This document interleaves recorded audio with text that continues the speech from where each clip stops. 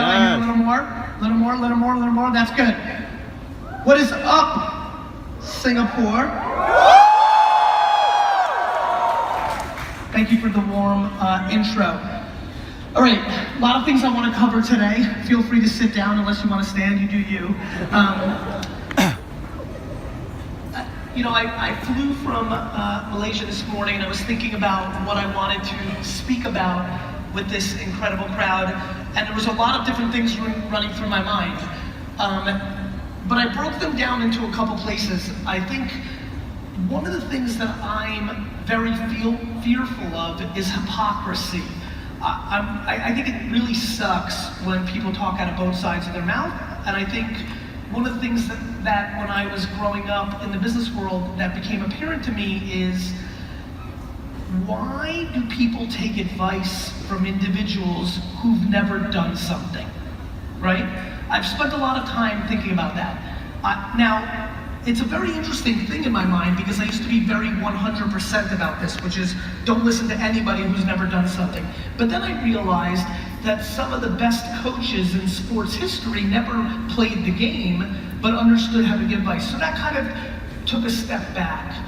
But the thing that I realized was the reason that my initial reaction was don't listen to anybody who's never done it was that for me, when I communicate, I'm incapable of being the kind of coach for a football team if I never played it. I would never be good at that. Had I played baseball or football or highlight or whatever it may be, I would have then been able to give advice. But if not, I couldn't watch film or study the game and give advice.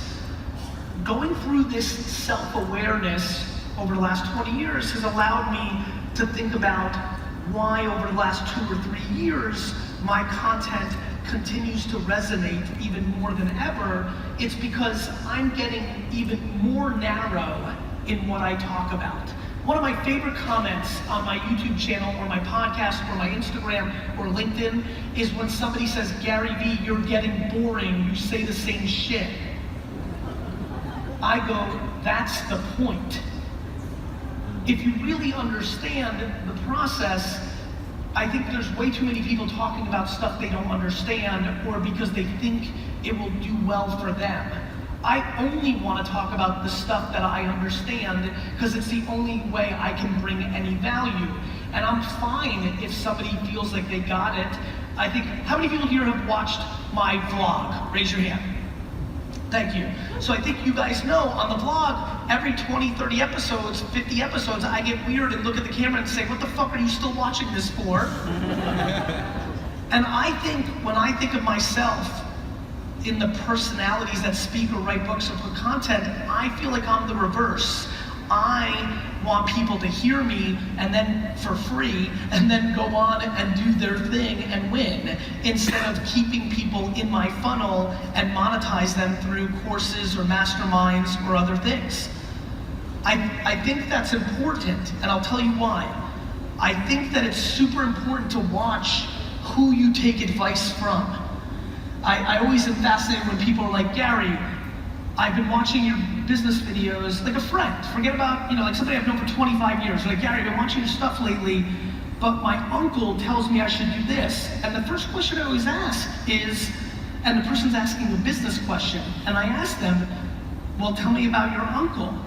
And they're like, "Well, he's a gym teacher at our high school." I'm like, "Well, if you want to be a gym teacher, your uncle is a tremendous person to listen to. But if you want to build a business, I think I'm better at building businesses than your uncle." And so the reason I start this talk this way is because I think I have a little bit of a curveball for people that have been following me for a little while. I think a lot of you know that one of the things I fear the most is I don't want to be a motivational speaker. Like, I don't like that at all. I mean it. I don't like it at all because I don't think of myself that way. But over the last year and a half, the reason I put out content that may be more rah-rah or things of that nature is because I've realized, my God, my greatest strength, the thing that I realize I can give best advice on, is I'm the byproduct of very good parenting, very good environment, which means I didn't grow up with much, so I'm not entitled. Very tried and true 20 years of business at this point, based on work ethic and based on giving value to the customer over anything else. And I realized that if you're here on a beautiful Saturday in the summer for this talk, that we have to start in the strategy of where your head's at, and then I can talk to you about the fact, and this is just true, there's a reason, I don't know if you guys know this, but VaynerMedia is opening an office in Singapore in the first quarter of next year, right? So I'm gonna be here a lot more going forward over the next 5 years, so if you see me in a restaurant, don't just stare at me, come over and say hello. But I think that the thing that's on my mind in this market is mindset. I can give you the reasons we're opening an office in Singapore, because in Southeast Asia, my marketing strategies of buying Facebook ads, running ads with KOLs and giving them as much money as possible, doing podcast and LinkedIn content works better in Singapore and Malaysia and Indonesia than it does in America or Europe. So all the propaganda that I push around Facebook advertising and Instagram and all that, I promise you, whether you're a lawyer or you have an app startup or you want to sell t-shirts, I don't understand why anyone's confused. The only practical advice I have for you right now, practical, black and white, is run more ads on social media. And if you're going to run more ads on social media to do whatever you're trying to sell, your course, your sneakers, your real estate, whatever you do, there's one part that breaks in running more ads on social media. Do you know how to put a good picture or video or written word in the ad? The variable of running great ads is the creative itself. And I think too many people don't respect the art enough, they just respect the math. But from a practical standpoint, everybody here should be running a lot more social media. Nobody here is taking it serious enough. I'll tell you why. I take it more serious than my own religion, and I don't take it serious enough. So if I'm up here and I don't take it serious enough, there is nobody here that is taking how big of an opportunity this is serious enough. I will go back to tactics in a minute, but let me tell you why I started my talk on what am I best at, and that should be my advice. What I'm best at is knowing that the far majority of people in this room right now have not achieved the success or happiness they're looking for, mainly on the back of the fact that they value their mother or father's opinion too much. The thing that I understand about life, and then that matters in business, is you either listen to your own voice or you listen to somebody else's. The thing that people need to understand more than anything is what is driving their ambition.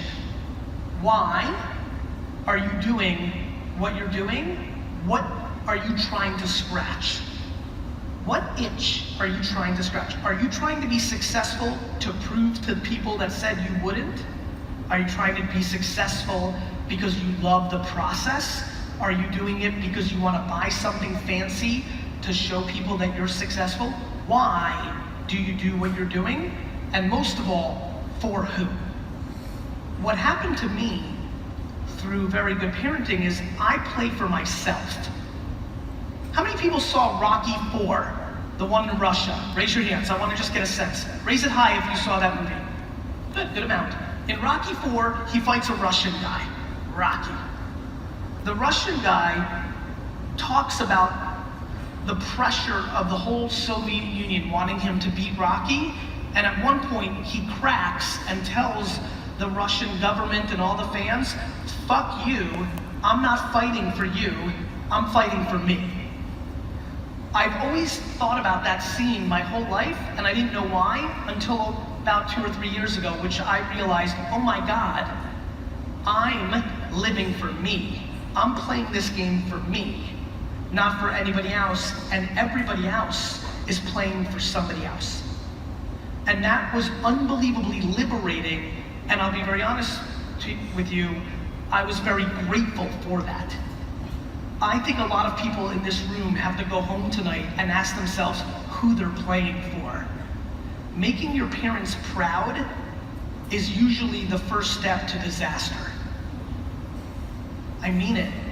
I understand that it's an interesting angle to talk about this. It's great to want to make your parents proud, but not at the expense of your happiness. And so I've become unbelievably fascinated with the mindset of why people do stuff and why am I able to work 17 hours a day. I'm able to work 17 hours a day because I love it. Nobody works 17 hours a day because of any other thing because they love it. People, all the people that try to teach you how to get rich with the least amount of work, they love the money. They love the money. People love the money. A lot of people here are here to figure out the secret for the money. You love the money, you value the money. I don't value the money, I value the game. My game is how good am I at this? I value the admiration. I value the admiration. That's a tough thing to say a little bit because it seems kind of shallow, but it's my truth. I was so overloved by my mother that when I went into the real world, I still wanted the love, and I basically manifested with my DNA and my environment in a way that there's only one reason that I'm giving you more value than most people. It's because I want your admiration. And the only way to get real admiration is to give the most. Simple as that. It's not super complicated. So I'm spending a lot of time trying to figure out what the fuck am I doing? What the fuck am I doing in Singapore on Saturday right now? And I realize you better be doing the same thing, because when you start figuring out that shit, everything starts becoming a lot easier. And listen, one of the biggest unbelievably drawn to Southeast Asia is because of entrepreneurship DNA, right? There's a rawness to the entrepreneurs in the Southeast Asian market that I really am attracted to, because I think I share that kinship in a lot of ways. But I'll be honest with you, probably right there with it. And as I get older every day, maybe even more so, I'm fascinated by the parenting culture in Southeast Asia and the obnoxious mistakes that are being made by parents treating their children as products, which I see playing out in America, but it's way more fucked up here.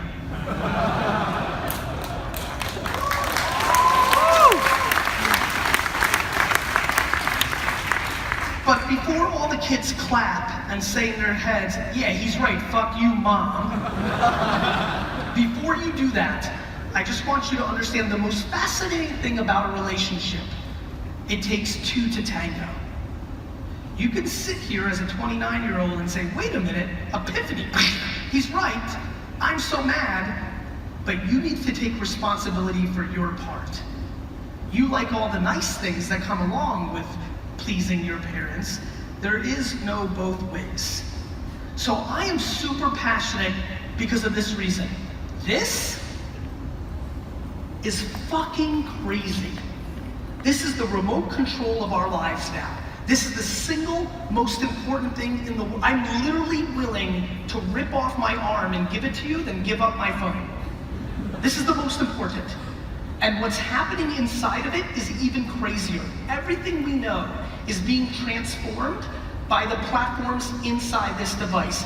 If you are here today and you are not successfully building a community on Facebook, Instagram, Snapchat, Twitter, LinkedIn, YouTube, if you're not successful on one of the things in here right now, no matter how much money you're making, if you are not building a community in here, you are becoming irrelevant. This is the actual world, and this is becoming secondary. And maybe you don't like it and it seems weird. It doesn't change the fact that that's exactly what's happening.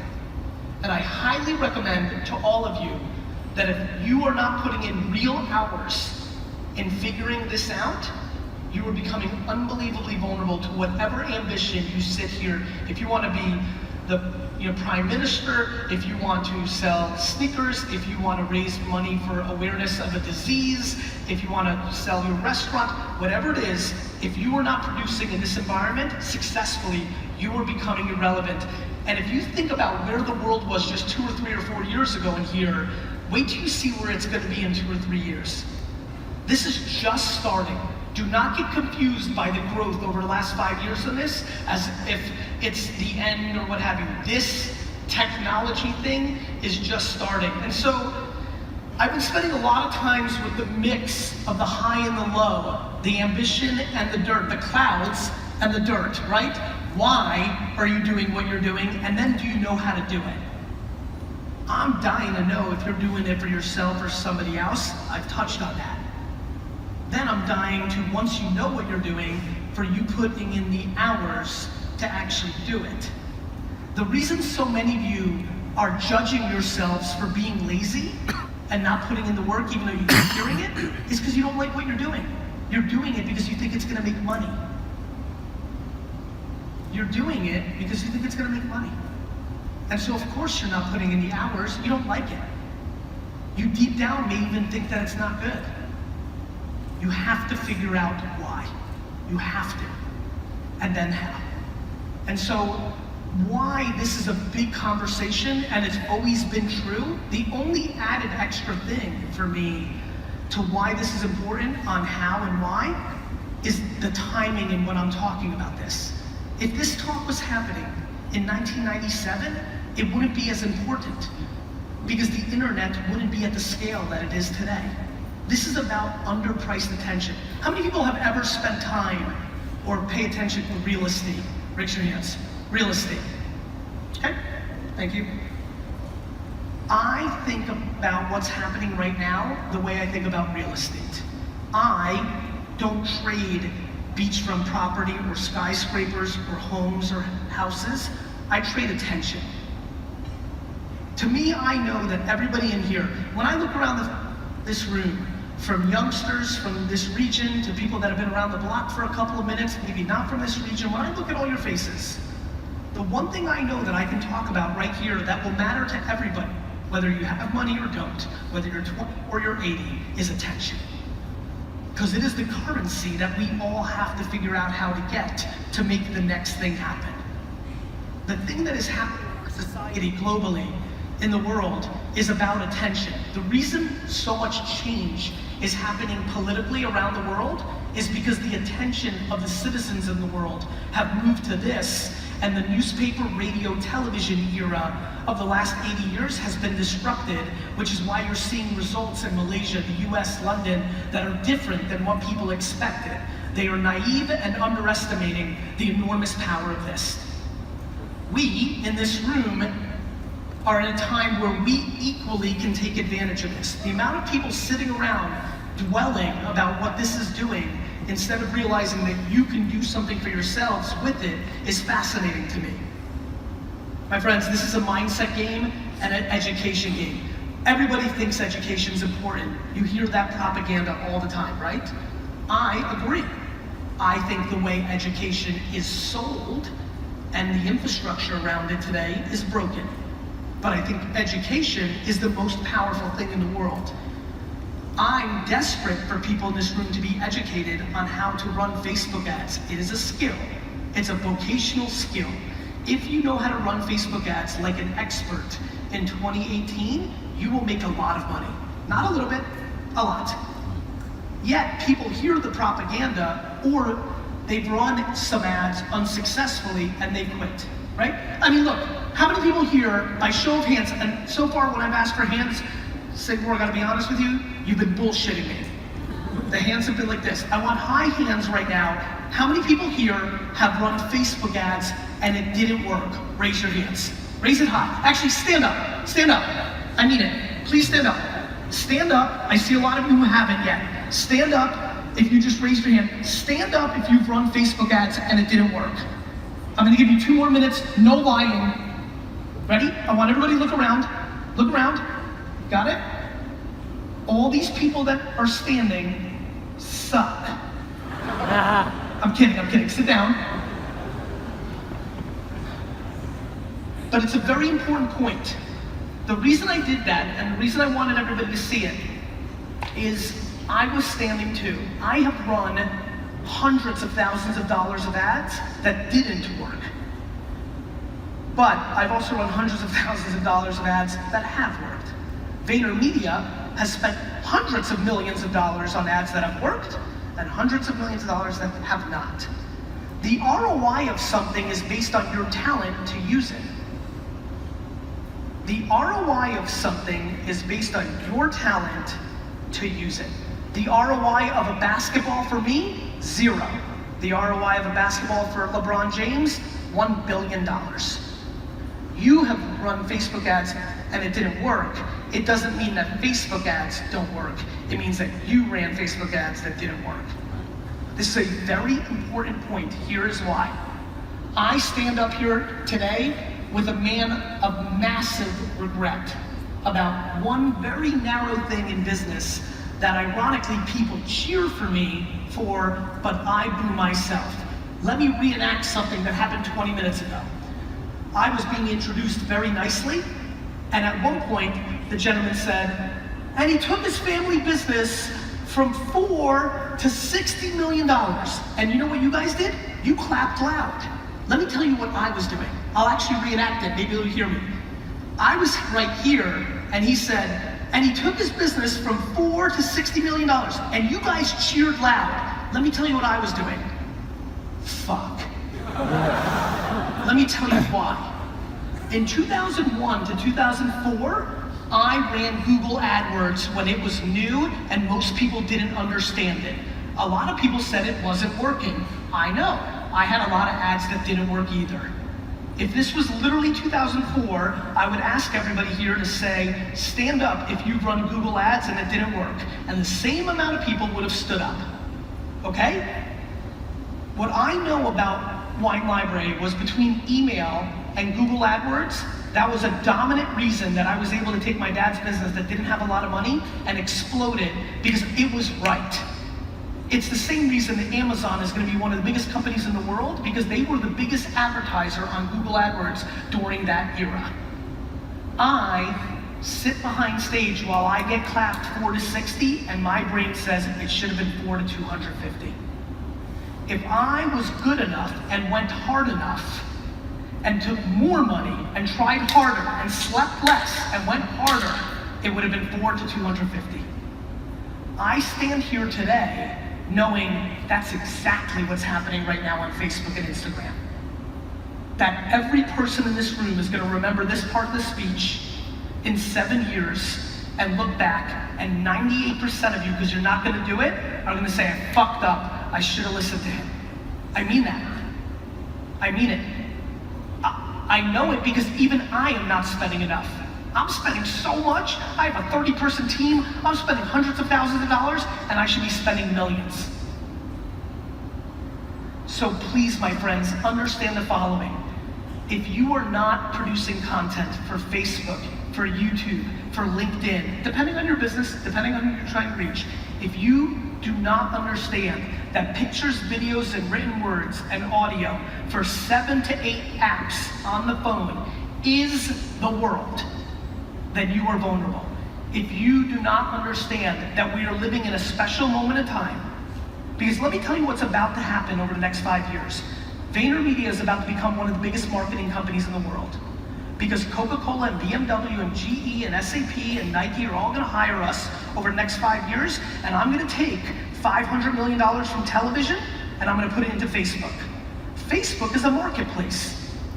So when Facebook, you have to understand, you're all very smart, Facebook and Instagram. If you wanna reach somebody that lives in Singapore who makes $100,000 a year and I wanna get in front of you, it's gonna be in your feed. Either you're gonna be there or Nike's gonna be there. Who has more money? They're gonna bid you up, and now it costs $6 to get 1,000 in front of 1,000 people, of which only 13 look, because we all go fast, I got it, but it's still $6 for 13 people. But in 4 years, it's gonna be $38 for 1,000, and only 6 are gonna look at it. My friends, this is a moment in time on social networks on a mobile device that is unparalleled in the history of marketing. Better than early television, better than early internet. You know why? Everybody's on it. Everybody is on it. From 6 years old to 96 years old.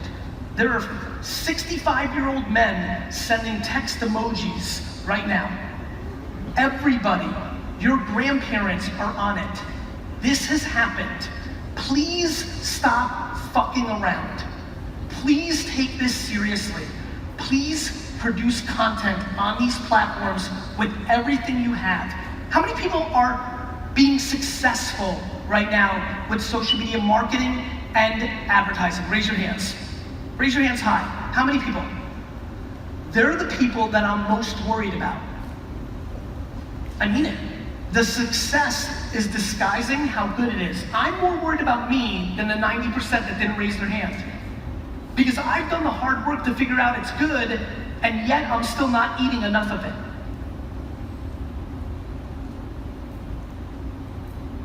How many people here are in the personal brand business? The content they put out is them as a human being. Raise your hands. Raise your hands high. I just need to know. One of the biggest things that I want to spend some time on is this category, and I think a lot more of you should be in it. I think everybody here should be putting out content as a person, and the reason they don't, how many people here work for somebody? Raise your hands. Okay, so that group, I understand they're not in full control, so maybe it would be uncomfortable for them to put out content because they're worried about their boss. Makes sense. For everybody else, every person should be producing content, yet of the people that are left that didn't raise their hand, only about 10% of that audience, based on what I just looked at, is putting out content. The biggest reason most people aren't putting out content is they're worried about other people's opinions of their content. There's a lot of people here who stopped posting on social media because one anonymous person said that they were ugly.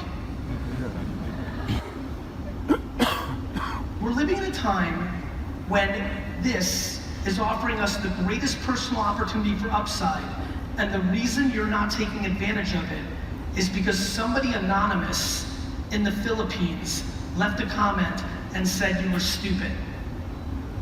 That fucks with me. And I need you to understand it, and it goes back to the biggest thing that I started with, which is who are you doing this for, and are you allowing the fact that most people in the world will live their entire life valuing somebody else's opinion of themselves more than their own opinion about themselves baffles me.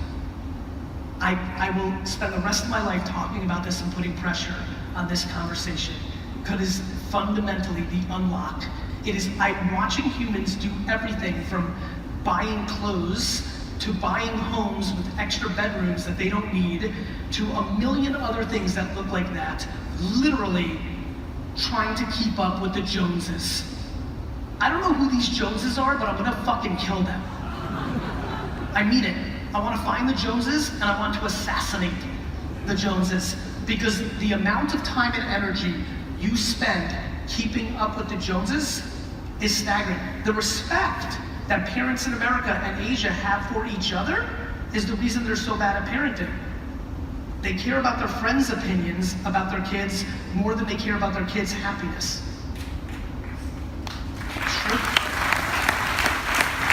It's crazy. And so that's what's breaking down for me, everyone. That's what's kind of top of mind. I'm staggered and taken aback by the disproportionate abundance that we have.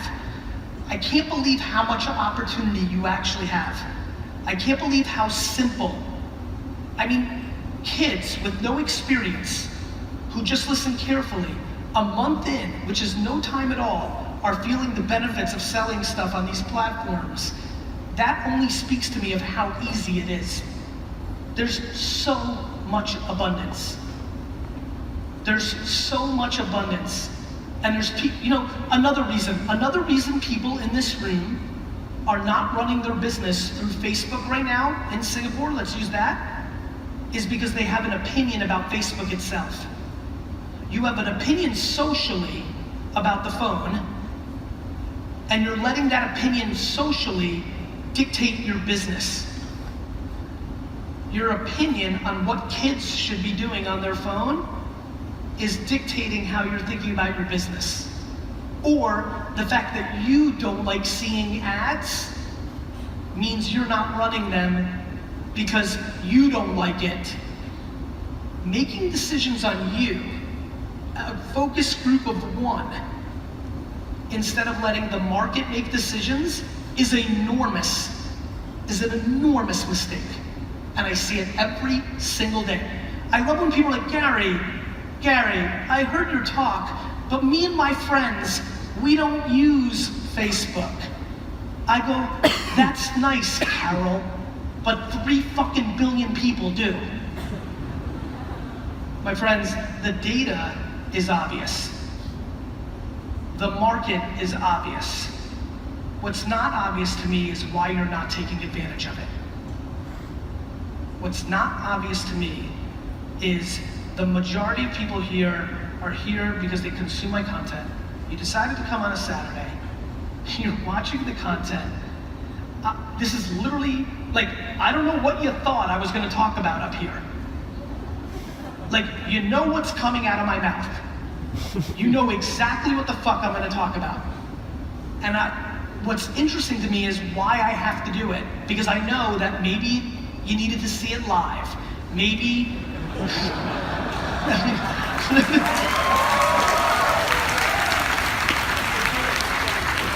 maybe something happened yesterday in your business.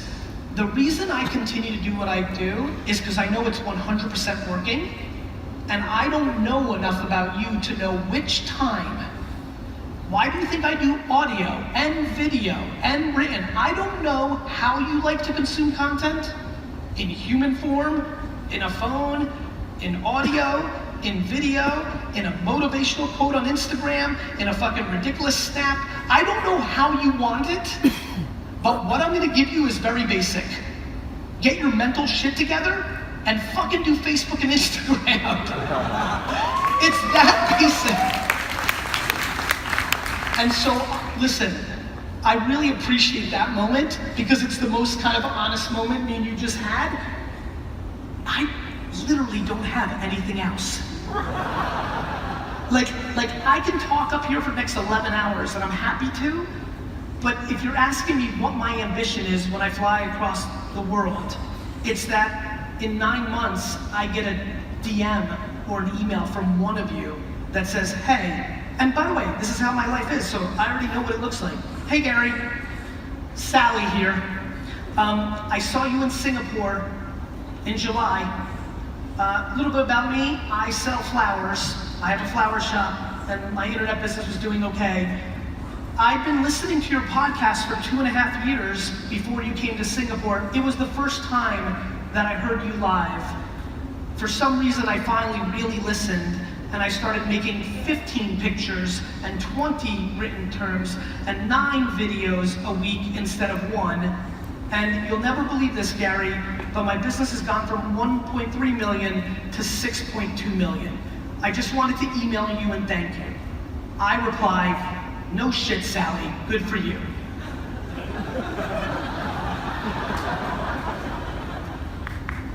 That is why I'm here.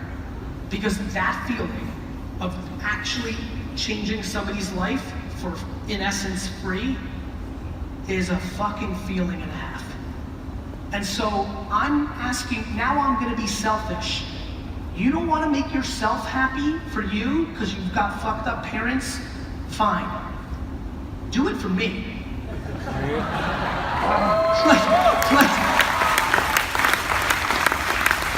And it's really interesting why I asked you this. I had an epiphany 4 years ago as some independent. How many people used to watch The Wine Show? Anybody? Thank you, dude. There we go. So like, over the last 4 years, I've gotten my health in much better shape, and you'll never believe why. For the first 38 years of my life, I didn't do it for me. I'm not good at doing things for me. Somewhere on a flight from Houston to New York, I figured out that I'm good at being accountable to you. I'm a good boss, I'm a good leader, I'm a good brother, I'm good at that. So I realized, wait a minute, if I hire somebody full time who's always with me, I'm not gonna wanna let him down. And I literally figured out my health by paying somebody $100,000 a year just to travel and follow me around and be my babysitter, and that I didn't want to let them down is why I am now in good shape. When I said to you, if you don't want to do it for you, do it for me, I'm not kidding. You need to figure out your hack. If you are not happy or satisfied in this room right now, professionally, which is usually because it's emotional, if you're not in that place, what you tend to do, you know what's so fascinating to me about this world of speakers and masterminds and courses and books and things of that nature? I just want to solve the problem and move on and never see you again. I mean it. It's like the business of medicine. The answer is very simple. You're not in the right place in your head. You're not. But most people take advantage of that and keep you on the drug forever. I just want to operate on you. I just want to look you in the face and call out your bullshit. Yesterday in Malaysia, some young man said, Gary, I have a problem. I'm too good at too many things, so I can't pick one thing because I don't know which one to pick. How do I do that? What do I do? And I said, well, first of all, you realize that the biggest excuse in the world, the douchiest excuse in the world, the worst excuse in the world is I'm too good at too many things, because what you're actually saying is I actually don't want to do anything and I want to paint a facade to everybody that I'm good at things, or a perfectionist. Gary, the reason I'm not done with my project is I'm a perfectionist. Excuse, excuse, excuse. You need to figure out why you're making excuses. I'll save you time. You value somebody else's opinion more than you value your own. You have to figure out how to fix that yesterday. You have to figure out how to fix that yesterday. It is the #1 cancer in our minds, in the world. You have to figure out, and if you're sitting here right now and saying, okay, that's fine, Gary, but the problem is the voice that tells me I'm not good most is my own voice in my own head to me, right? I want to tell the people in this room that have that issue that somebody put that voice in your head, not you. This is a very important point. Here's why. If I can get you past that hurdle, you'll start doing. If I can get you past the hurdle of what's going on in your head, you'll start doing. If you start doing at this moment, the Facebook and Instagram thing, you will see results. I'm just curious what's holding you back. I think a lot of people are held back because they're scared to fail in front of everybody, because if they fail, then it's their loss.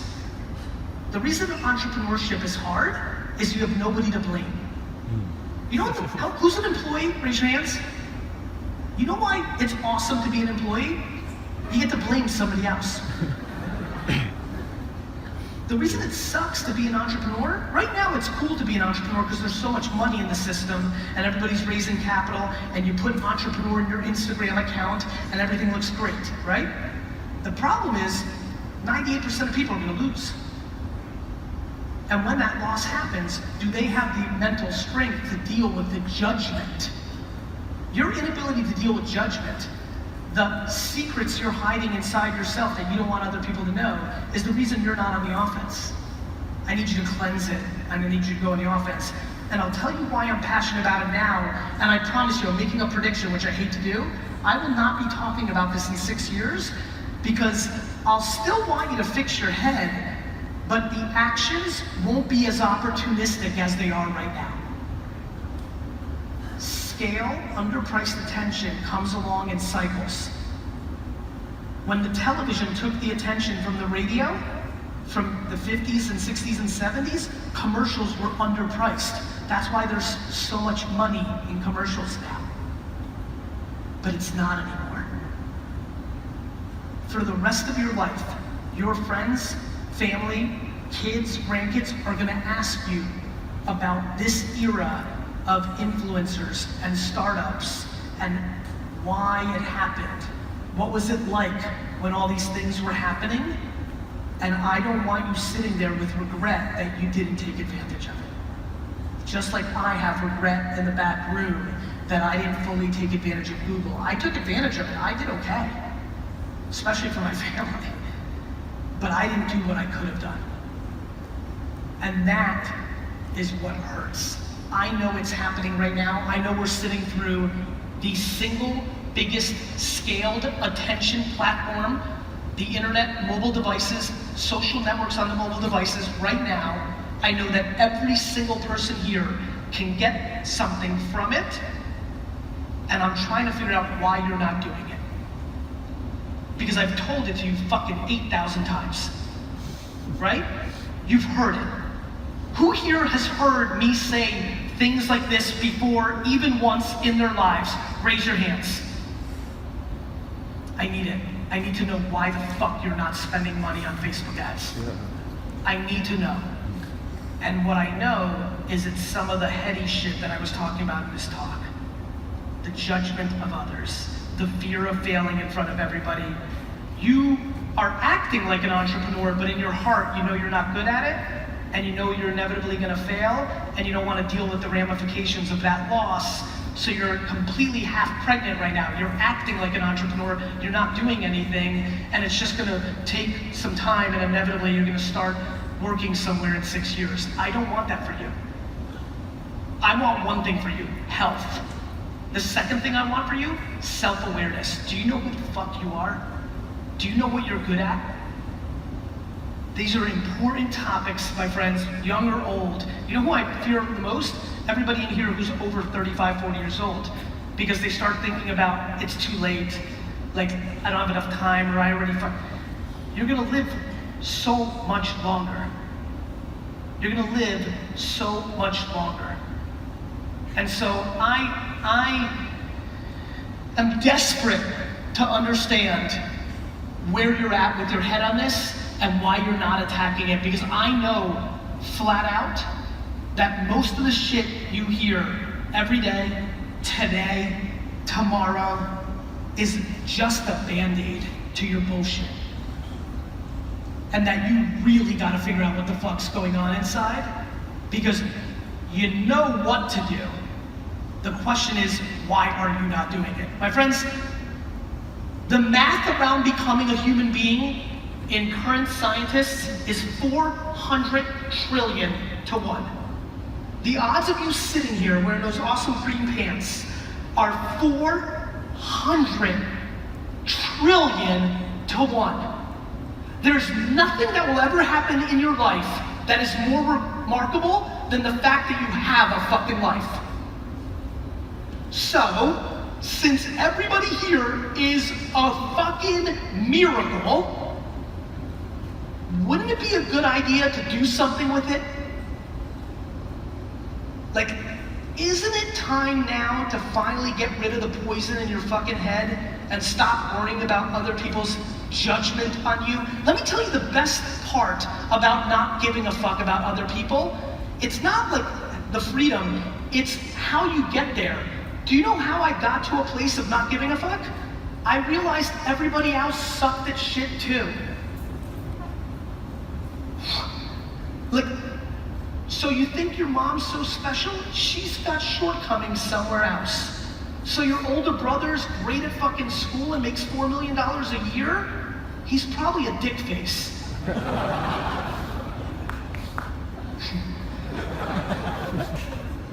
Please, please, please use this keynote as the seed to figure out why you're acting for other people and not yourself, because the second you do, the second you actually fucking make this decision, and I'm putting a lot of pressure on you, you'll actually start doing the things. You know why I do things? Do you know how hard it was for me to have D-Rock follow me 3 years ago? Nobody was running around the world with a person following them. The only vloggers were doing it first person. I did it because I knew it was right and where the world was going. But the only reason I really did it is because I didn't care that you judged me that I was a douche or a jerk for having somebody follow me. I could never do all the things that I do if I allowed you to judge me. Everybody told me the internet was a fad. Everybody told me email wasn't gonna work. Everybody told me YouTube was stupid.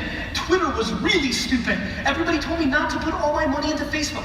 Every good thing that has ever happened to me, everybody told me was stupid. So why the fuck am I gonna listen to anybody? And I promise you, you're living that same life too. Do the fucking thing that you want to do. Stop fucking listening to other people. Start executing. Get your head right and really get perspective. You're a fucking miracle. Do something with it. I fucking love you, Singapore. Stop fucking around and take advantage of your life. Thank you. Ladies and gentlemen, give it up for Garyvee!